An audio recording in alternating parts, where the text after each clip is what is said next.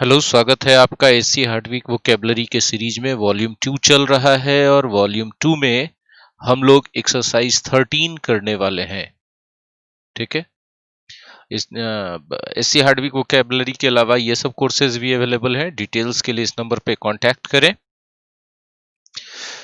Facebook page को like कर लें। हमारा एक Facebook page my exam study भी है और यूट्यूब चैनल है, उसको सब्सक्राइब कर लें। और पीडीएफ के लिए स्टडी मटेरियल्स के Telegram channel my exam study और सोनीज ट्यूटोरियल क्लासेस दोनों को प्लीज सब्सक्राइब करें। और बाकी डिटेल्स के लिए इस नंबर पे कांटेक्ट कर सकते हैं, व्हाट्सएप, टेलीग्राम और कॉल पर।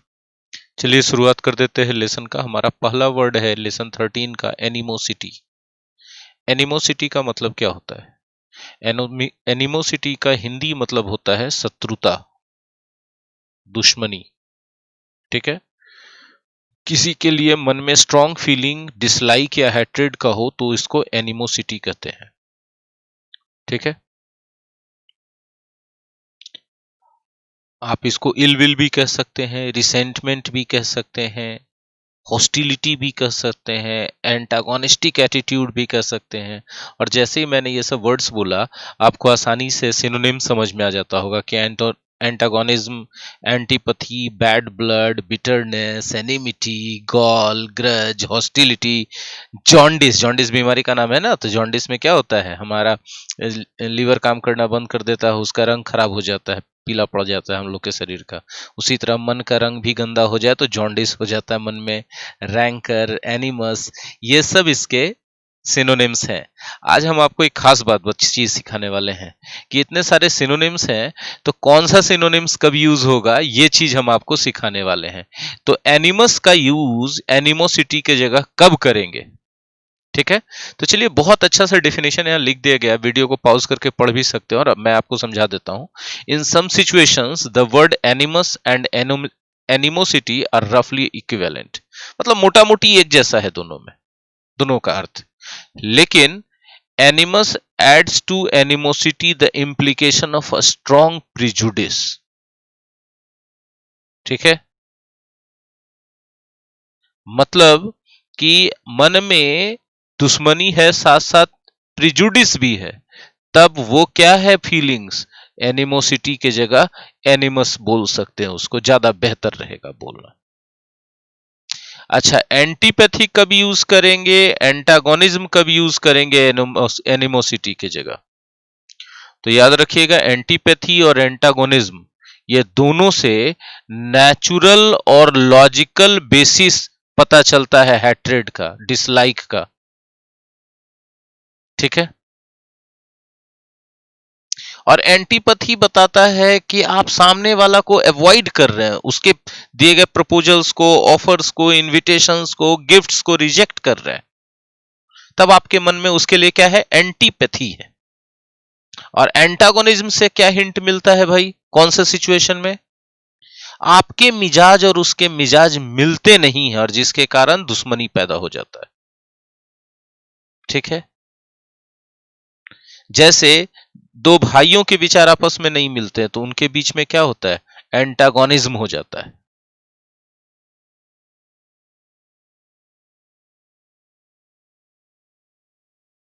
चलिए आगे बढ़े। अब आगे है कि एनिमिटी कब यूज करेंगे हम लोग एनिमोसिटी के जगह पर? तो ज्यादातर मामला में एनिमिटी और एनिमोसिटी एक दूसरे के जगह उपयोग हो सकते हैं, इंटरचेंजेबल है दोनों। लेकिन एनिमिटी थोड़ा एक पॉजिटिव हैट्रेड दिखाता है। ये पॉजिटिव हैट्रेड ओपन, खुले तौर पे भी हो सकता है या छिपे तौर पे भी हो सकता है। जैसे एन अनस्पोकन एनिमिटी, एक अव्यक्त दुश्मनी, मतलब कभी दोनों ने एक दूसरे से एक्सेप्ट नहीं किया है, ओपन नहीं है, लेकिन दोनों में बनता नहीं है। हॉस्टिलिटी कब यूज किया जा सकता है एनिमोसिटी के जगह? लेकिन दोनों में सिनोनिम्स होने के बावजूद दोनों में फर्क है। हॉस्टिलिटी में आदमी अटैक कर देता है, एग्रेशन दिखाता है। जैसे हॉस्टिलिटी बिटवीन टू नेशंस, दो देशों के बीच युद्ध की स्थिति बन गई है तो वो क्या है, हॉस्टिलिटी है। वहां ऑप्शन में यदि यहां खाली स्थान दे दिया जाए, जैसे एक एग्जाम्पल लिखते हैं, there is dot dot dot between America and China.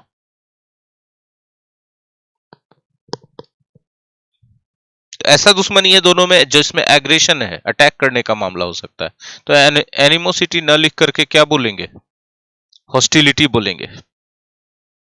और कब रैंकर यूज किया जाएगा एनिमोसिटी की जगह, एक ही कॉन्टेक्स्ट में दोनों यूज कर सकते हैं, लेकिन किसी गलत बात पे ज्यादा कड़वाहट वाला बहस हो गया, ठीक है, थुक्कम फजीहत हो गया, बहसा बहसी हो गया, तो रैंकर है वो। बात में भी हो सकता है और लिखित रूप में भी हो सकता है। चलिए नेक्स्ट वर्ड है हमारा स्पेस। स्पेस एक नाउन है। स्पेस का मतलब जानते हैं, खाली स्थान, ठीक है। खाली स्थान के अर्थ में बोलेंगे तो एल्बो रूम, प्लेस, रूम, वे, ये सब इसका साइनोनिम्स होगा। और दूसरा मीनिंग आप जानते हैं स्पेस का क्या होता है, अंतरिक्ष होता है कि नहीं होता है। जैसे उदाहरण के तौर पे space travel, space man, space women. Space man या वुमेन उसको कहते हैं जो ट्रेवल में, जो स्पेस में ट्रेवल करने जाते हैं, ठीक है। पीरियड ऑफ टाइम को भी स्पेस कहते हैं, याद रखिएगा, पीरियड ऑफ टाइम को स्पेस कहते हैं। जैसे एक एग्जांपल यहां पर देके समझाया गया है, an indefinite but usual short period of time को स्पेस कहते हैं। जैसे in the space of a few minutes the room had filled up, मात्र कुछ मिनट के दौरान पूरा रूम भर चुका था। इन the space of a few minutes, in the space of a few minutes, कुछ मिनट के दौरान। अब जब हम टाइम के पीरियड के सेंस में लेंगे तो इसका साइनोनिम्स के रूप में हम लोग बिट यूज कर सकते हैं, स्पेल यूज कर सकते हैं, स्ट्रेच यूज कर सकते हैं, वाइल यूज कर सकते हैं, ठीक है। अच्छा, कहते हैं ना कि हमको थोड़ा स्पेस चाहिए अपने रिश्ते में, तो स्पेस का मतलब क्या, अपने इच्छा अनुसार सोचने और काम करने के लिए समय और स्वतंत्रता चाहिए, ठीक है। I need some space to think, मतलब कि थोड़ा टाइम दो यार हमको सोचने का, थोड़ा फ्रीडम दो सोचने का, हर समय सिर पे सवार मत रहो, ठीक है। तो ये टाइम और फ्रीडम जब किसी रिश्ते में या किसी काम के लिए मांगते हैं, तब आप समझ लीजिए कि आप क्या मांग रहे हैं, स्पेस मांग रहे हैं। या उल्टा आप बोलिए कि जब कोई बोलता है कि हमको रिश्ते में स्पेस चाहिए, ठीक है, I am in relationship with you but I need space, मतलब हम थोड़ा अपने फ्रीडम के साथ किसी से मिल सकें, किसी से बात कर सकें, या कुछ काम कर सकें, या कुछ सोचे, तो हर बात में तुम टांग मत अड़ाओ, तुम रिलेशनशिप में हो मेरे साथ, तो that is called you need space. जैसे कि एग्जाम्पल यहां दिया गया, बहुत अच्छा सा एग्जाम्पल है, the children should be given some space to express themselves in their school work, ठीक है। अब जैसे बहुत सारा मास्टर लोग होते हैं, क्या कहते हैं कि भैया रट के आओ, जो बताए हैं ना क्लासवा में वही लिख के आना होमवर्क में, तो सिर पे सवार हो जाता है बच्चा, कुछ अपना मन से सोचता है होमवर्क में लिखने के लिए, कुछ अपना क्रिएटिविटी डालता है, कुछ अपना थिंकिंग डालता है, सीधे काट देते। थ्री इडियट्स में नहीं देखे थे, पूछा मशीन का डिफिनेशन बताओ, तो मशीन का इतना लंबा चौड़ा डिफिनेशन लिखा हुआ था किताबों में, और वही जो स्टूडेंट बोल दिया ना, तो बस उसको सीधे दिए काट, दम सीधे फटाक से, मास्टर साहब बोले गलत है, ये लिखोगे एग्जाम में, रट के आओ, ठीक है। तो वहां पर स्पेस नहीं मिल रहा स्टूडेंट्स को। उसी तरह रिलेशनशिप में होता है ना, कि थोड़ा सा भी कुछ इधर उधर गया ना, तो बस कहाँ गई थी, क्या कर रही थी, लट पट बहुत सारा। तो लड़कियां बोलती है कि हमको स्पेस दो भाई, ठीक है रिलेशनशिप है, लेकिन हम I can't live in such relationship, हमको थोड़ा सा स्पेस चाहिए। तो स्पेस चाहिए मतलब आपको क्या चाहिए, आपको थोड़ा फ्रीडम चाहिए, थोड़ा टाइम चाहिए, हर बात में टोका टोकी नहीं चाहिए, हर बात में इंटरफेरेंस और ऑब्जेक्शन नहीं चाहिए, समझ रहे हैं बात। इसी को कहते हैं स्पेस, स्पेस ढूंढना, स्पेस चाहना, ठीक है। चलिए, जैसे अब इस अर्थ में latitude, leeway, slack, wiggle room, ये सब फ्रीडम, ये सब कह सकते हैं आप साइनोनिम्स के रूप में, ठीक है। खाली स्थान पड़ा हुआ ऐसी ही है, तो उसको क्या कर सकते हैं, गैप साइनो। जैसे पहला मीनिंग हम बताए थे ना, पीछे चलिए थोड़ा सा आपको दिखाते हैं, पहला मीनिंग में क्या बताए थे, खाली या बेकार पड़ा स्थान या इलाका को भी स्पेस कहते हैं। तो उस अर्थ में आप गैप बोल सकते हैं साइनोनिम से, हाइटस बोल सकते हैं, होल बोल सकते हैं, लकूना बोल सकते हैं, वॉइड बहुत अच्छा उसमें एक साइनोनिम्स है, ठीक है। चलिए, स्पेस वर्ब के रूप में भी यूज किया जाता है, ठीक है। दो चीजों को यदि स्पेस करते हैं तो उनको इस तरह से अरेंज करते हैं कि उनके बीच में थोड़ा सा जगह रहे। अब बाकी साइनोनिम्स तो हम बता ही दिए हैं। अपेस, अपेस एक एडवर्ब है। अपेस का मतलब होता है तेजी से। तो तेजी से बोलिएगा तो स्विफ्टली बोलिएगा कि नहीं, तेजी से बोलिएगा तो फास्ट बोलिएगा कि नहीं, क्विकली बोलिएगा तो थोड़ी गलत हो जाएगा कि वो भी सही है रहेगा। ब्रिस्कली है, ये सब सब बहुत सारा स्पेलिंग साइनोनिम्स है ना। रैपिडली है, सून है, स्पीडली है, ये सब इसका साइनोनिम्स हो जाएगा तेजी से। ग्रोइंग अपेस मतलब ग्रोइंग फास्ट, अपेस की जगह यहां क्या लिख सकते हैं, ग्रोइंग फास्ट, तेजी से बढ़ता हुआ। The end of another year is hastening apace मतलब एक और साल का अंत बहुत तेजी से आ रहा है, मतलब खत्म हो रहा है। 2020 खत्म हो गया, अब 2021 मूविंग अपेस। This new year is moving ahead अपेस, बहुत तेजी से आगे बढ़ रहा है नया साल, है ना। इसका एक मतलब होता है अब्रेस्ट, अपेस विथ या अपेस, इसको ऑफ प्रीपोजिशन या विथ प्रीपोजिशन के साथ यूज करते हैं। जैसे ट्राइंग टू कीप अपेस विथ चेंजेस इन टेक्नोलॉजी, जैसे every teacher is trying to keep apace with the new technology of online teaching, new technology of online teaching. मतलब समझाते, देखिए अभी देखिएगा जितना टीचर लोग हैं सब यूट्यूब पे पढ़ा रहे हैं, तो अपना ऐप पे पढ़ा रहे हैं, हम भी पढ़ा रहे हैं, हम अपने बात भी कर रहे हैं, तो सब काहे इसे कर रहे भैया, तो सब जो है अपना तालमेल बिठा के चलना चाह रहे हैं, कदम से कदम मिला के चलना चाह रहे हैं। कीप अपेस विथ किस चीज के साथ, ऑनलाइन टीचिंग के नया टेक्नोलॉजी के साथ, सब लोग कदम से कदम मिला के चलना चाह रहे हैं, तो कीप अपेस विथ कर रहे हैं। क्लियर है ना, एकदम इजी वे में। चलिए नेक्स्ट वर्ड है अपना बाथोस। बाथोस एक नाउन के रूप में यूज करते हैं। बाथोस का मतलब क्या होता है, इसका मतलब होता है द स्टेट और quality of having an excess of tender feelings, बहुत बहुत नाजुक फीलिंग होना। जैसे बहुत सारा एकदम बड़ा सेंसिटिव कहानी रहता है फिल्म का। एक दूजे के लिए फिल्म देखे हैं, बहुत पुराना फिल्म है, एक दूजे के लिए फिल्म में एक बहुत इनोसेंट सा लव स्टोरी दिखाया गया। इसमें साउथ इंडियन लड़का है और नॉर्थ इंडिया की लड़की है, और दोनों के बीच में कहानी आगे बढ़ता है।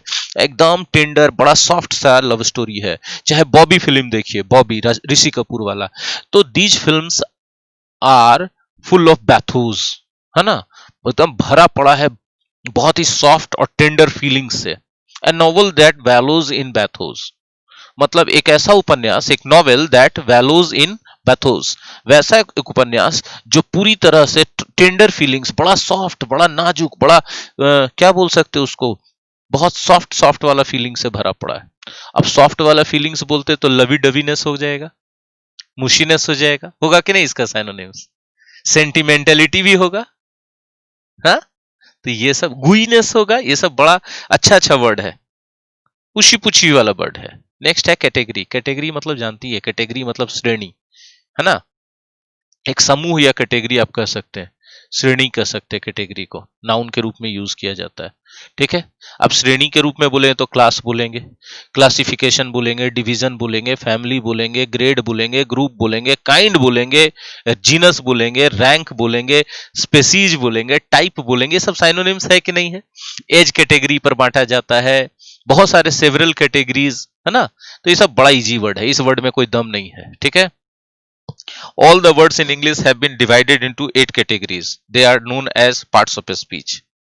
Right? Noun is divided in 5 categories. ठीक है? Proper noun, common noun, material noun, abstract noun और collective noun. है ना, 5 categories.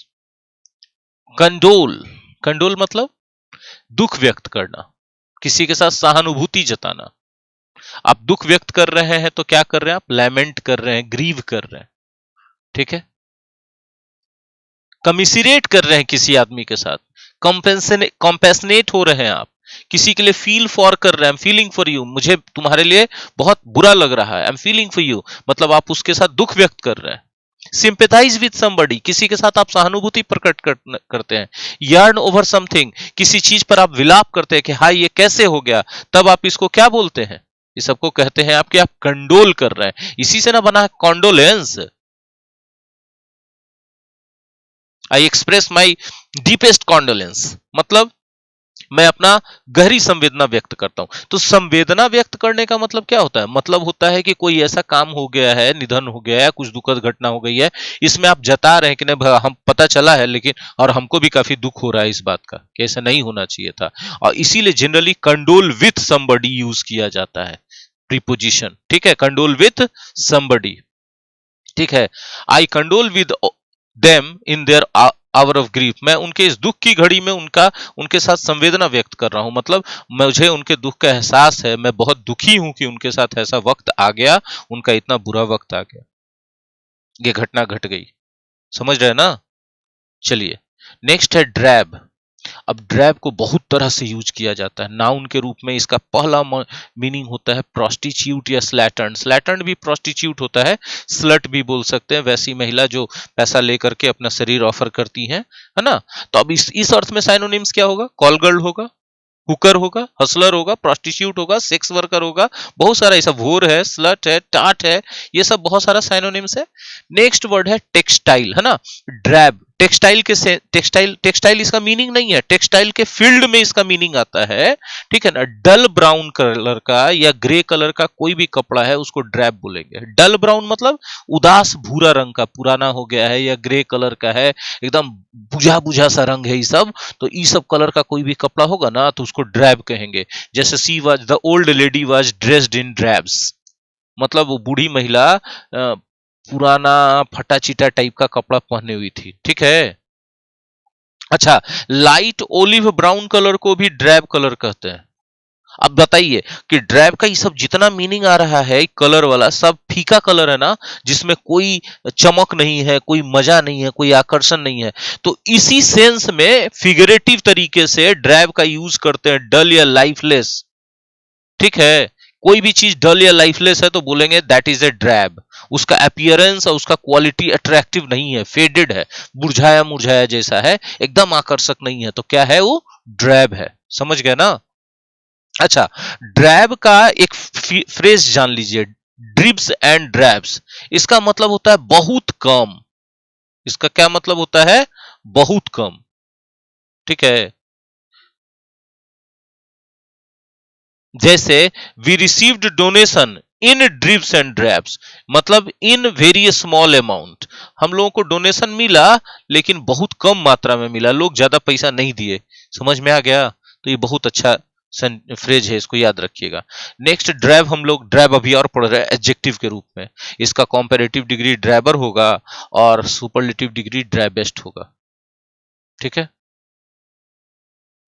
कोई भी चीज उदास भूरा रंग का दिख रहा है, ठीक है, या फिर एकदम मोनोटोनस दिख रहा है, लाइफ कभी कभी ड्रैब हो जाता है ना, एक ही तरह का काम करते करते करते कुछ भी रोमांच नहीं आया तो ड्रैब लाइफ जी रहे हैं। ठीक है, ड्रैब इंडस्ट्रियल बिल्डिंग्स काहे कहे भाई? तो देखिएगा इंडस्ट्रियल बिल्डिंग सब पीला पीला कलर का या भूरा भूरा कलर का सब रंगे रहता है, सब देखने में एक टाइप का लगता है। कि इंडस्ट्रियल बिल्डिंग्स उसी को कहते हैं जिसमें कारखाना वरखाना सब चल रहा होता है, वर्क सब चल रहा होता है, उसमें कोई डिजाइन उजाइन नहीं होता, प्लेन प्लेन होता है, तो बड़ा बोरिंग जैसा लगता है देखने में, एकदम मोनोटोनस लगता है, एकदम डल लगता है, इसलिए बोलते हैं ड्रैब इंडस्ट्रियल बिल्डिंग्स है। लाइफ ड्रैब हो गया यार, we are leading a drab life. का है भाई? तो कोरोना बोल दिया है कि बाहर मत निकलो नहीं तो हो जाएंगे, तो हो जाएगा, तो हम लोग अंदर ही रहते हैं इसीलिए। तो अब बताइए इस सेंस में ड्रैब का क्या मीनिंग निकालिएगा? बोरिंग निकालिएगा कि नहीं? एरिड होगा कि नहीं? कलरलेस होगा कि नहीं? अनइंटरेस्टिंग होगा कि नहीं? बोलिए। हाँ, मोनोक्रोमैटिक होगा, मोनोटोनस होगा, ओल्ड होगा, ये सब होगा ना, स्लो होगा, वियरीसम होगा, ये सब होगा ना, टायरिंग होगा, टायरसम होगा, टीडियस होगा, ये सब बहुत सारा सिनोनिम्स दिए हैं। इस सब का मतलब होता है एकदम बोरिंग, खराब, जिसमें कोई मने ना लगे, अनइंटरेस्टिंग, है ना?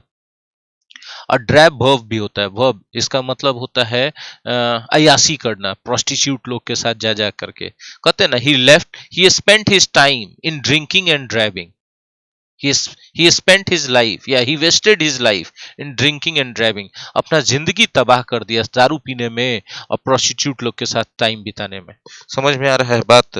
तो जो लोग ड्राइविंग कर रहा है ना, तो वो सब जा रहा है फालतू जगह पर, तो वो सब चला जाएगा एकदम, समझ लीजिए। ठीक है, नेक्स्ट वर्ड है अपना एग्जेम्पलीफाई। एग्जेम्पलीफाई का क्या मतलब होता है? उसका एक मतलब होता है उदाहरण देके समझाना,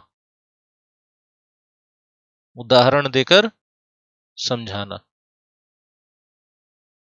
ठीक है,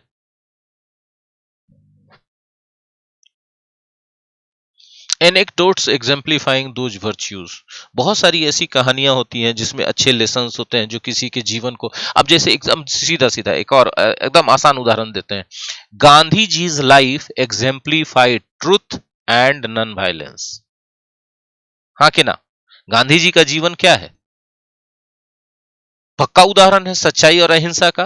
तो कोई चीज ऐसा हो जो किसी चीज का बेस्ट एग्जाम्पल हो, तो कह रहे हैं कि वो, जैसे गांधी जी का जीवन जो है सच्चाई और अहिंसा का बेस्ट एग्जाम्पल है। आपको किसी को समझाना है कि कैसे सच्चाई और अहिंसा से जिंदगी जिया जा सकता है, तो गांधी जी के जीवन का कहानी सुना दीजिए, तो आप कहिएगा, तो कहा जा सकता है कि the life of Gandhi ji एग्जेम्प्लीफाइज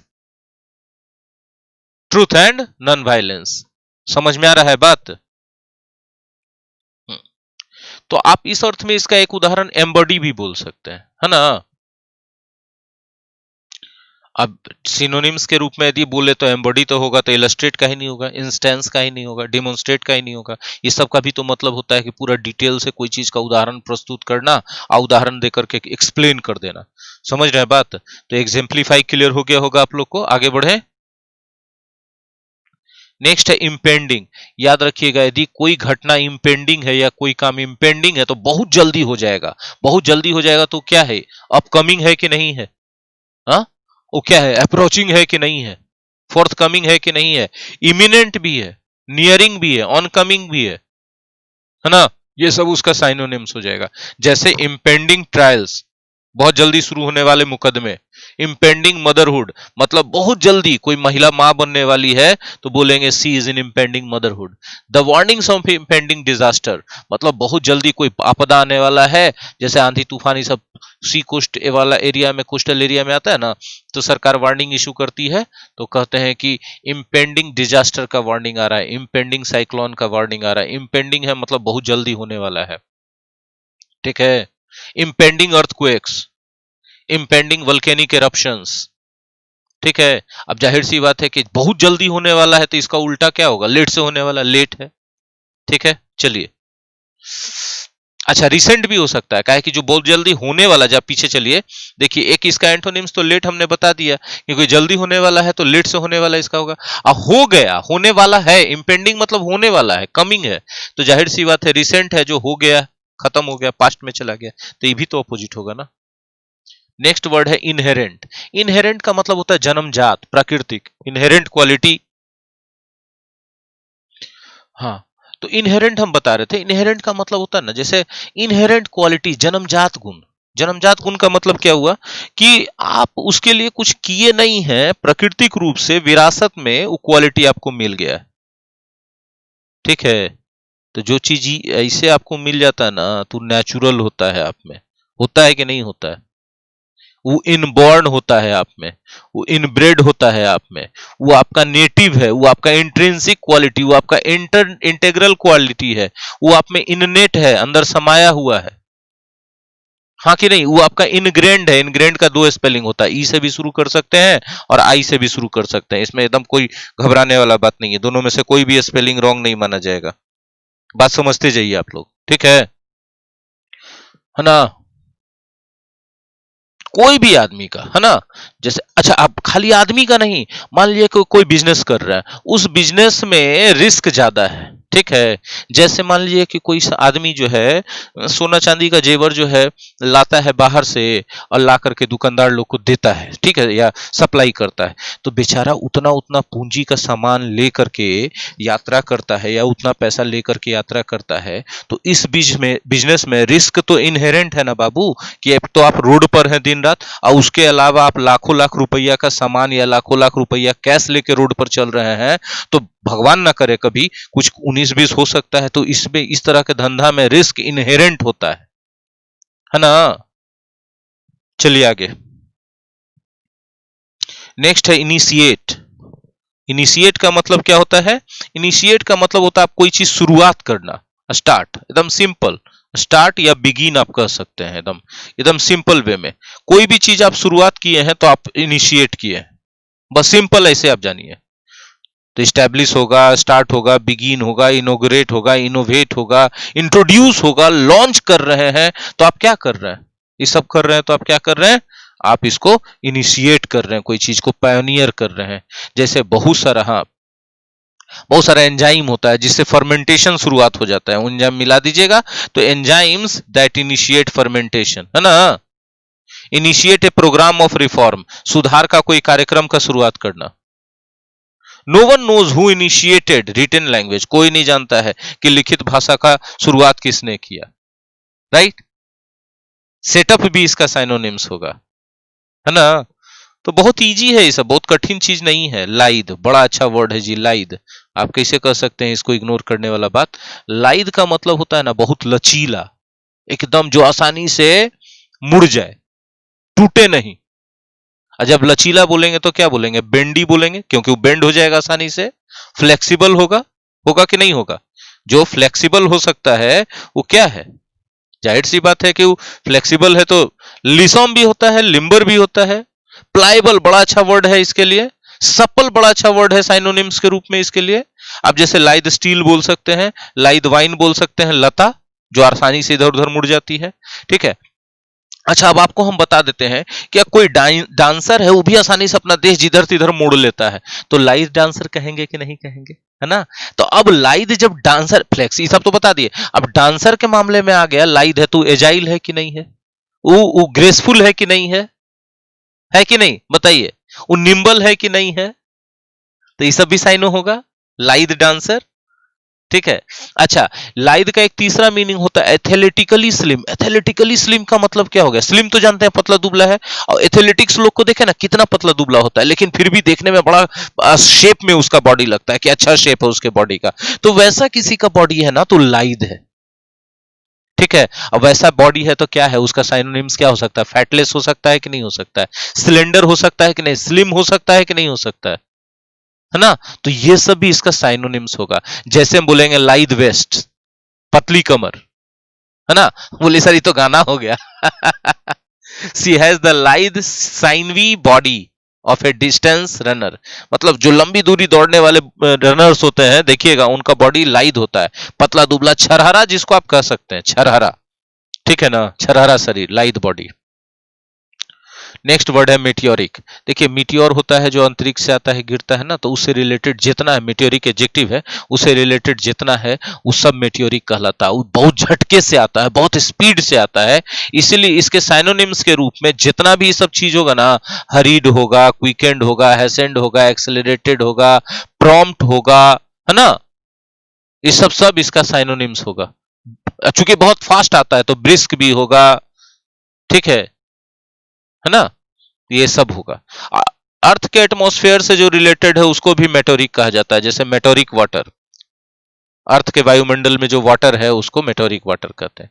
negligible, negligible, negligible का मतलब क्या होता है? नगण्य।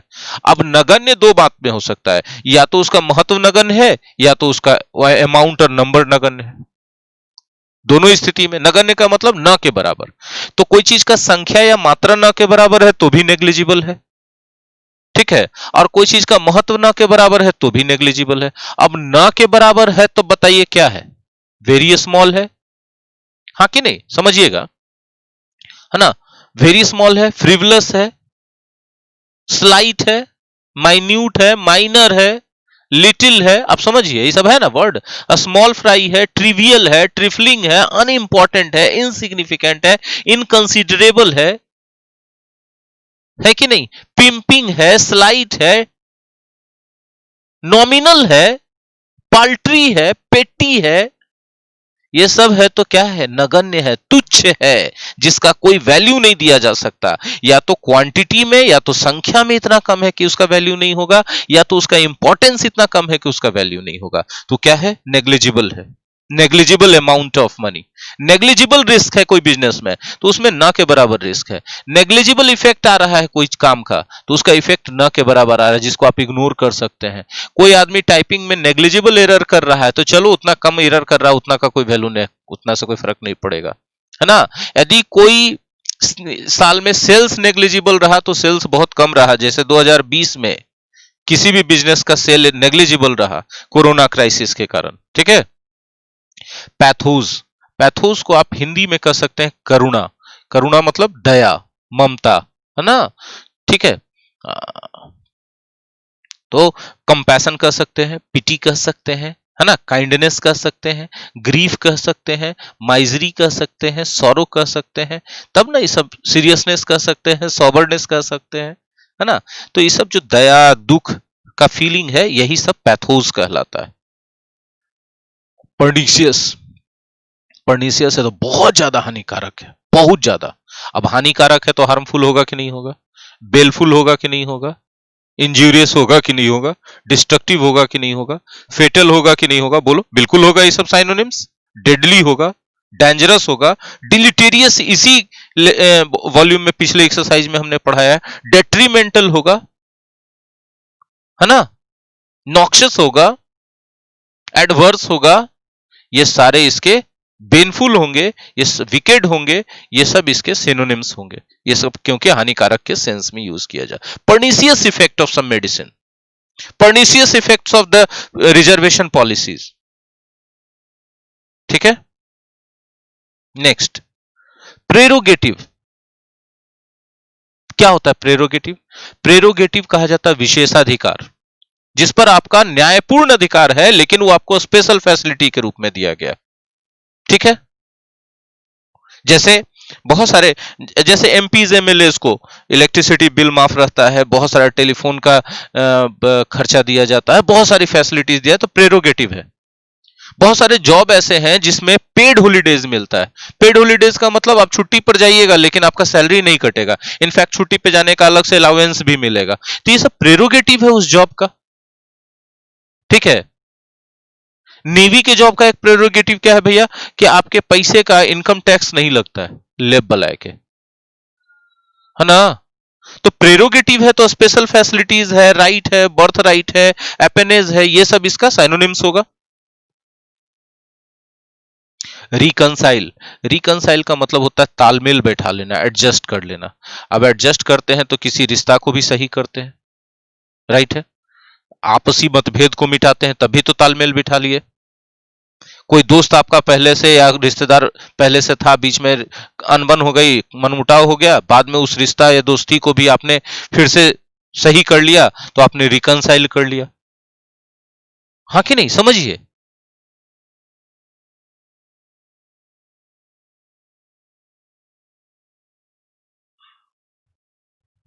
तो ये सब रिकंसाइल आप करना कहते हैं। हाँ, एक बात और होता है कि कोई भी फाइनेंशियल अकाउंट को आप चेक करते हैं क्यूरेसी के लिए तो उसको भी आप रिकंसाइल करते हैं, ठीक है।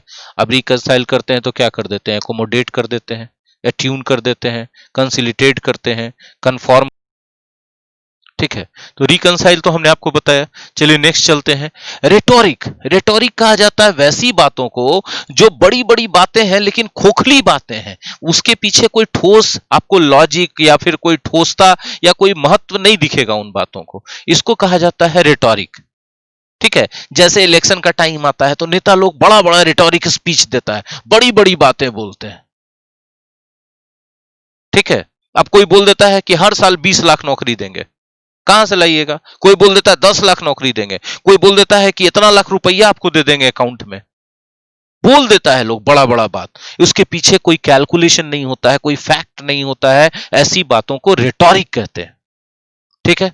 तो रेटोरिक यदि आप कर रहे हैं तो आप बम्बास्टिंग कर रहे हैं, बड़ी बड़ी डींगे हाँक रहे हैं, आप ग्रैंडिलोक्यूएन कर रहे हैं, आप ओरेटरी कर रहे हैं, ठीक है। आप आर्टिकुलेसी कर रहे हैं, बातों को खाली घुमा रहे हैं, इलोक्वेंसी कर रहे हैं, और एक तरह से पोएट्री भी कहा जा सकता है क्योंकि कविताओं में बहुत सारी बातें ऐसी बोली जाती हैं, जैसे तेरा चांद जैसा चेहरा, ये रिटोरिक नहीं तो क्या है भैया? चांद जैसा चेहरा क्यों बोलते हो ना? चांद खूबसूरत, भगवान जाने उसका चेहरा क्या है, कैसा, किसने बोला, किसके लिए बोला, मुझे नहीं पता, ठीक है? तो समझो, बोला चांद जैसा चेहरा, रिटोरिक है, क्यों? अरे भैया चांद में इतना गड्ढा, उसका चेहरा में चेचक वाला गड्ढा है का? क्या बोल रहे हो उसका चांद जैसा चेहरा? हाँ, तो रिटोरिक समझ में आ गया? तो जो रिटोरिक लैंग्वेज होता है ना, वो इनसिंसियर लैंग्वेज होता है, ठीक है? बस बोल दिया जाता है। चलिए नेक्स्ट बढ़ा रहे हैं। सब्सिडी, आप तो जानते हैं सब्सिडी सरकार देती है ना? सब्सिडी का मतलब होता है कोई चीज जितना में है उससे कम में देना। लास्ट वर्ड है बाबू, समझना, जितना में है उससे कम देना, है ना? कम में पैसा में देना। तो आप इसको गिफ्ट कह सकते हैं, इसको डिस्काउंट कह सकते हैं, इसको अलॉटमेंट कह सकते हैं कि नहीं? ग्रांट कह सकते हैं इसको। तो ये सब इसका साइनोनिम्स होगा। अगले लेसन के लिए इंतजार कीजिए और रिवीजन कीजिए ज्यादा से ज्यादा। साथ ही साथ फेसबुक पेज सोनीज ट्यूटोरियल क्लासेस और माई एग्जाम स्टडी दोनों को लाइक कर लीजिए। पुले काहे लाइक कर लें, वीडियो जाते रहेगा तो पता कैसे चलेगा, लाइक नहीं कीजिएगा तो।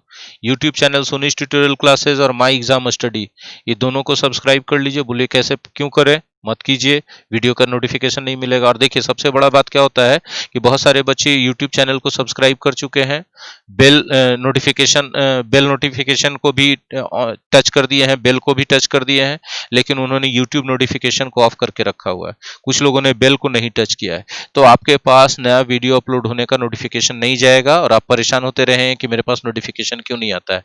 तो भैया अगर आपको हमारे चैनल के वीडियोस देखने हैं तो आप न सिर्फ चैनल को सब्सक्राइब कीजिए बल्कि नोटिफिकेशन भी ऑन कीजिए, बेल बटन को भी दबाइए और अपने मोबाइल के सेटिंग में यूट्यूब नोटिफिकेशन को भी ऑन रखिए, ठीक है? और रही बात टेलीग्राम की, तो सारा लिंक यहाँ दिया हुआ है, माई एग्जाम स्टडी का भी, सोनीज ट्यूटोरियल क्लासेस का भी, सारा पीडीएफ आपको उसी पर से मिलेगा। बाकी कोई डिटेल जानकारी के लिए तो नंबर दे ही दिए हैं, कमेंट में भी आप लिख सकते हैं, ठीक है? व्हाट्सएप भी इसी नंबर से है, आप कॉल भी कर सकते हैं इसी नंबर पर। बहुत बहुत धन्यवाद। अच्छा हाँ, एक चीज तो बोलना भूल गए, जरूरी है ना बोलना, वरना तो आप लोग ऐसे भी नहीं कीजिएगा कि लाइक कर दीजिएगा और शेयर कर दीजिएगा थोड़ा। धन्यवाद।